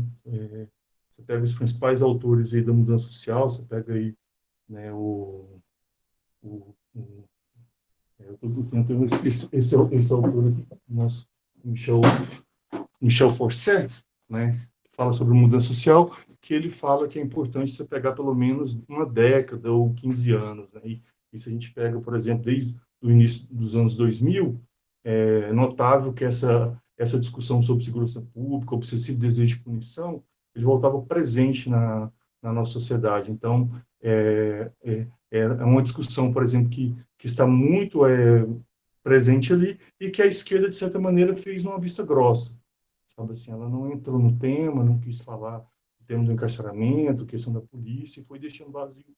E a gente sabe que na política não há espaço vazio para o poder, né? Então, é sempre um espaço a ser ocupado. Então, precisaria de tentar pegar essa discussão, porque você vai encontrar, por exemplo, já na virada do século, dos anos 90 para os anos 2000, você pega, por exemplo, nos anos 90, os principais itens de desejo da opinião pública era educação, saúde, né, habitação, e já nos anos 2000, que é interessante que a segurança pública ela entra nos primeiros lugares. Isso tem várias pesquisas aí do próprio grupo aí do Michel Missi e do NECVU, que fala desse assunto aí, mostrando que a segurança pública ela entra como um dos primeiros itens, né, e que a esquerda não quis tratar. O Freixo até buscou falar muito sobre isso, que a esquerda deveria entrar nesse tema, mas a esquerda, por sua dificuldade, a discussão não entrou, e aí valeria a pena também você, talvez, tratar por que não entrar nessa discussão, considerando que havia um desejo da opinião pública, né, da sociedade sobre esse tema, né? Por que fizeram essa vista grossa, né? Por que não entrar nessa discussão? Por que preferir não falar sobre isso? Aí talvez você conseguisse, né, dar conta dessa questão das legislações que a esquerda buscou, né, tratar mais sobre os direitos sociais do que dos direitos penal, né? Depois eu posso fazer outras questões aí. Mas eram essas dúvidas sobre isso. Marcelo, antes, eu queria só perguntar ao Jean. Jean, você não acha que a esquerda entrou, mas de maneira talvez equivocada, né? Porque a esquerda deu respostas, né? A questão talvez seja o tipo de resposta que a esquerda deu ao problema da violência, né? Eu acho, o que várias pesquisas mostram, inclusive estou falando para você, do grupo do NEV, da USP, do NECVU, que mostram, por exemplo, assim, que isso nunca foi um tema na agenda principal da esquerda de discussão. A esquerda agiu na prática, né? Então, se você pegar que levou, por exemplo, a um questionamento de grupos da direita. Pega o governo Dilma por conta da Copa do Mundo e das Olimpíadas, houve endurecimento na prática, né? Então, você pega no meu caso lá de Belo Monte, por exemplo, que havia um endurecimento para se conseguir fazer uma obra toque de caixa e rápido, entende? Então, você passou a ir de encontro aos princípios que te levaram até lá. sabe assim? Então, a esquerda passou a usar, né, assim, de práticas muito radicais, né, com uso de violência e estado de exceção em vários momentos que a direita, mas espera aí, né, na prática, esses caras estão assim, no discurso é outra história, entende? Então, né, não teve essa, não entrou-se no debate, sabe? Assim, Não, pelo menos entendi. eu observo que a esquerda ela não comprou, não entrou, não colocou como agenda principal, por exemplo, esse debate da segurança pública, né? Tinha uma dificuldade de lidar com o tema da desmilitarização da polícia, do problema do encarceramento, né, da falta de julgamento. Então, assim, nós, de certa maneira, nos acovardamos, né, e fizemos assim uma certa omissão no debate da descriminalização das drogas, sabe assim, e do problema do encarceramento, né, e Entendi. dessa coisa, por exemplo, de uma violência policial, né, extremamente arbitrária, que estava presente no nosso país, de certa maneira, a esquerda, né, para poder se manter com um projeto, não, nós temos outros temas principais, que é da política social, como eu falei aqui agora, e aí pegando um Vacan, né, sabe assim, que você escolhe uma agenda, e a agenda que a esquerda escolheu foi a da assistência social. Então, ela buscou focar ali o da educação, de políticas públicas mais focadas para questões mais sociais de certa maneira, esqueceu e não quis entrar nesse debate. Quem chamou atenção para isso foi o Freixo. É um cara que estava atento, está bem assessorado pelo Michel Miss, pelo grupo lá, falou assim, ó, a esquerda não pode deixar de falar sobre a questão fica parecendo como se nós, da esquerda, fôssemos inimigos da polícia, entende? Quando a gente falava de desmilitarização da polícia, como se nós não quiséssemos polícia, a gente fosse inimigo da polícia, e isso gerou no imaginário sabe assim, social, de que a esquerda, né, é contra a polícia, quer acabar com a polícia, né, e aí um dos pontos de lança do bolsonarismo, do antipetismo, está aí nas polícias militares, né, que hoje, por exemplo, engrossa o couro aí do bolsonarismo aí, né, então assim, eu acho que isso aí realmente, se ele pegar, por exemplo, ele vai ver que a esquerda pouco se falou desse assunto. De fato, deixou um espaço para a direita, sabe assim, falar. A direita resolve isso muito facilmente, né? De como resolver essa coisa da violência, porque a esquerda ela quer discutir isso de uma maneira mais ampla, né, pela via da educação, e a direita é um sentido de Zé Serra, meter o pau, polícia, como o Bolsonaro fez, e que, de certa maneira, a população mediana, né, espera respostas rápidas, assim, menos complexas que a esquerda costuma dar para temas, né, especialmente esse. Um dado específico que vale a pena ressaltar, que é um tema que eu estou nesse da violência, embora eu tenha saído, né, dele nos últimos anos, estou buscando sair, na verdade, mas é um tema no qual eu estou presente desde 2004, é que nos anos 2000,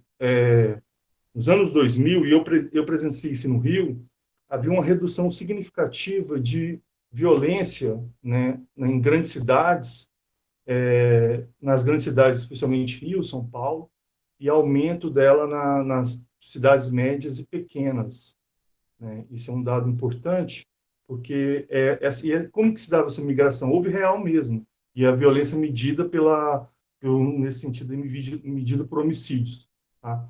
Porque são mortes por causas externas, né, pela CID-20. E essa migração se deu, Fabrício, basicamente com um processo de uma migração também de capital para pequenas e médias cidades que passaram a ver agora, por exemplo, um crime contra o patrimônio aumentando nas suas cidades onde isso não era muito presente. Então, é um momento que, por exemplo, cidades médias de 500 mil, 300 mil habitantes, ou cidades pequenas, passam a presenciar um tipo de violência que até então eles não tinham contato, que era algo, por exemplo, de grandes cidades, né? E aí a gente não pode deixar de associar com o nosso colega que está aí, que o Centrão é eleito onde? Né, nas cidades pequenas e médias com apoio dos prefeitos. Então, já era uma demanda que já começava desde, basicamente, ali de 2007, 2008, sabe, assim, para a questão desse tema da violência, que começa agora, por exemplo, a pegar pessoas das periferias que passaram, em um certo momento, a ter um acesso aos bens de consumo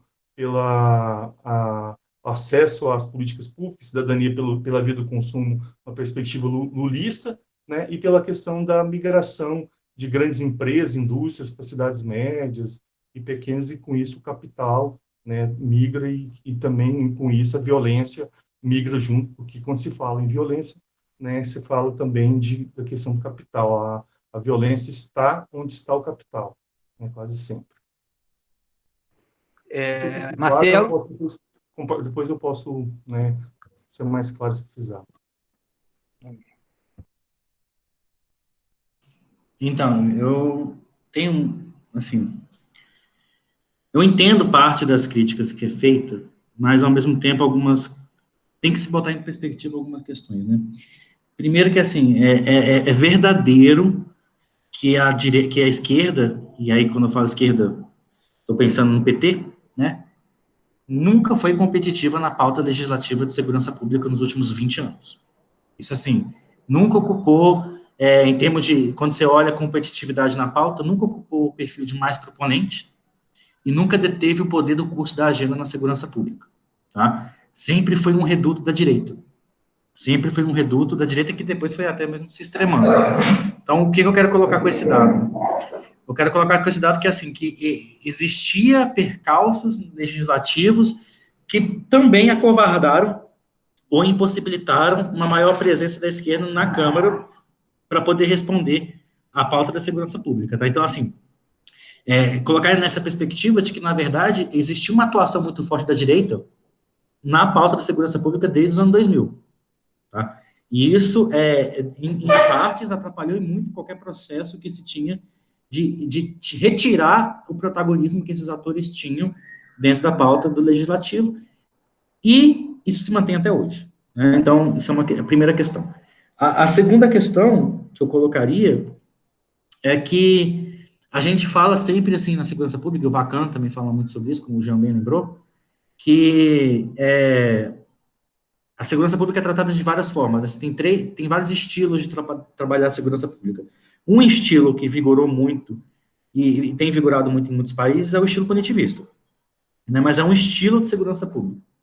Um outro estilo de segurança pública é o reparatório, tem o preventivo, tem o da hipervigilância, tem vários estilos para se pensar a segurança pública, né? E no meu diagnóstico, e agora é diagnóstico de quem estuda um pouco isso, mas não é um diagnóstico empírico, enfim, o diagnóstico meu é que as estratégias, e vai um pouco no que o Jean comentou, as estratégias que a direita estava se colocando, que a esquerda estava se colocando para pensar a segurança pública, primeiro se esbarrava porque elas não tinham um verdadeiro protagonismo na pauta no legislativo. E segundo, se esbarrava porque o estilo que se fazia era muito diferente do estilo que se sempre fez segurança pública no país. E a aposta foi uma aposta que a gente costuma chamar de longo prazo, né? Uma aposta quando você vai costurar ali, tiveram várias propostas da esquerda em pensar a segurança pública por medidas preventivas, né, por medidas socioeconômicas, socioeducadoras, enfim, que foram atravessando diversas outras pautas, que não necessariamente a pauta da segurança pública, em que não respondiam à ansiedade da sociedade civil com a crescente impunidade que se assistia ao longo da história brasileira, como um todo. Então, existe uma resposta, existe um desacordo entre o mindset da sociedade civil, para poder pensar um melhor paliativo, uma melhor resposta para a segurança pública, e o que a esquerda se propôs fazer nos últimos 20 anos. Tá? E isso, em partes, vai explicar uma coisa muito importante, é que nesses estudos, se vocês forem lá no Manifesto Project, que eu citei na minha apresentação, que vai mapear as grandes ideias que nortearam os programas presidenciais em todo o mundo, pelo menos em muitos países, não figurava, pelo menos entre os 20 maiores temas, ou 15 maiores temas na esquerda, o tema da segurança pública. E, na verdade, esse tema, ele vai ser o grande diferencial, um dos grandes diferenciais que vão carregar o bolsonarismo nas eleições de 2018. Então, você tem aí uma questão, assim, primeiro, por que eu estou comentando todos esses pontos, né? Porque, primeiro, que eu acho que, assim, não acho que tenha sido apenas acovardamento. Apesar de você pode fazer toda uma crítica subjetiva em relação a qual era a real força que a esquerda poderia ter patrocinado para si mesma para adentrar na pauta de segurança pública no legislativo. Eu não acho que seja somente um acovardamento, eu acho que já tinha uma resistência e um reduto muito bem formado quando você olha ali para a pauta de segurança pública e representação partidária, PP sempre esteve lá presente, enfim, as carreiras policialescas, até mesmo carreiras afins da segurança pública, como radialistas, já estavam presentes naquela pauta e já, a gente chama isso muito de inflacionamento da pauta, já estavam inflacionando a pauta há muito tempo, né? Inclusive construindo seus redutos, né? Que em alguma medida explica o Bolsonaro atualmente. Então, você tem aí uma resistência e um completo mindset diferente do mindset da sociedade civil. Então, existe, na verdade, só agora, que é uma pesquisa que eu acompanho, que eu posso mandar para vocês, o surgimento de deputados e deputadas, alegadamente, fazendo uma proposição punitivista de esquerda. Tá? Punitivista de esquerda, não no sentido do recrudescimento pelo recrudescimento, mas no sentido de você trazer a discussão do direito penal e trazer a discussão do direito penal tanto para as questões rotineiras da segurança pública, mas trazer a questão do direito penal para os crimes de colarinho branco e para os outros crimes como fake news, por exemplo. Então, assim, você tem uma inversão, um mindset que não acompanhou a sociedade civil, e essa sociedade civil se surfou num mindset que já era o modo de se fazer segurança pública no Brasil, que é o modo que vinha desde a época da ditadura militar, lembrando que a segurança pública nasce como segurança nacional, e a segurança nacional nasce como proposta militarizada. Então, assim, sempre foi um reduto muito difícil de se transpor, né? E tem leituras também que falam que existia um acordo tácito no governo do Lula e da Dilma para poder lidar com o alto comando da Polícia Militar. Esse acordo tácito pressupunha um certo tipo de não intervencionismo, tá? E isso custou um preço, tá? Isso custou um preço tanto na base da esquerda quanto na janela de oportunidade que se surgiu depois. Mas eu acho que assim, a gente tem que pensar com muito cuidado, porque quando a gente faz um diagnóstico tão puramente de que a esquerda não quis fazer esse debate, eu acho que a gente perde de ponto de vista que, isso que eu coloquei aqui, existe uma continuidade no projeto de segurança pública que vai ganhando estofo. E hoje se apresenta do jeito que apresenta, e mesmo assim não é hegemônica. E eu concordo contigo, Fabrício, quando você coloca que hegemonia não pode ser tratada apenas como números, né? Bom, só para responder duas perguntas que o Jean me fez. Primeiro, o Fabrício, uma coisa que você colocou, ciência e tecnologia para a segurança pública. Grande ponto de interrogação, né? As pessoas não falam essa discussão, é incrível como... A única coisa que eu já vi, e eu acompanho muito isso, a única coisa que eu já vi de CT na segurança é segurança de fronteiras, tá? É monitoramento das fronteiras no Brasil. Então, assim, e aí tem um pouco do combate ao tráfico, do combate também a circulação de drogas. Mas o debate de violência urbana, para se pensar, com CIT, não tenho visto acontecer, tá? E só uma questão que o João comentou, Jean, assim, eu tinha menos interesse em saber uma história pública da segurança pública no legislativo.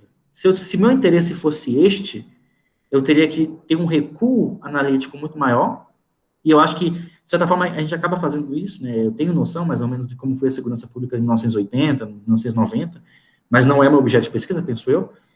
E também, por isso, eu tenho menos interesse em saber qual foi a posição que a direita e a esquerda tiveram ao longo dos anos, sabe?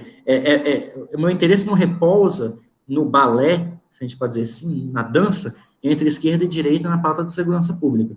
O que eu tinha como interesse são as agendas, as oportunidades de agenda que se fazem no primeiro ano do início de um novo ciclo político. Há de se colocar em perspectiva que o ciclo político da Dilma era uma continuidade de ciclo político, pelo menos em tempo governista. Concordo contigo. Mas ainda assim, no meu entendimento, era super importante e valioso saber, mesmo num cenário de continuidade política da Dilma Rousseff, existia um constrangimento de agendas que já estavam se fortalecendo naquela época, e aproximando novas agendas.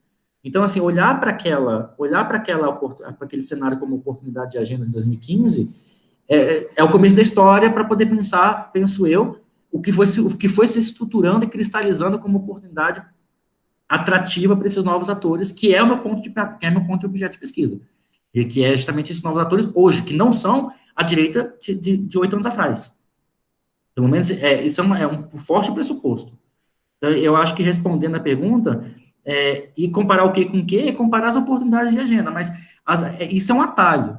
Eu estou olhando para as agendas não porque eu quero entendê-las, né? O que as agendas... Porque aí eu teria que fazer, como o Fabrício falou, sair do legislativo, né? Porque as agendas não se explicam apenas lá pelo deputado e pela deputada. Mas o meu interesse era quais são os sistemas de argumentação, e isso que a Verena comentou mais cedo, os fluxos dessas argumentações que vão sequestrando vocábulos, vão sequestrando símbolos de disputa semântica dentro do Congresso, que vão trazendo essa conceituação de hegemonia e de empoderamento musculatura de certos atores. E aí as agendas eram um atalho informacional para poder chegar nessas estruturas simbólicas, nessas estruturas de comunicação discursivas. Então, eu acho que responde um pouco da pergunta, mas eu super fico aberto caso não tenha ficado claro. Marcelo, está muito claro. Eu acho que, dada o estofo, né, bastante consolidado do seu trabalho, eu acho que as respostas são realmente não somente complementares, mas fazem avançar muito, né, a nossa compreensão a respeito do tema. Eu fico realmente impressionado com o volume de dados que você tem mobilizado, né, no doutorado. Você está em qual semestre lá mesmo? Seu som. Estava desligado. Eu estou na metade, vamos dizer assim, 2 anos e meio.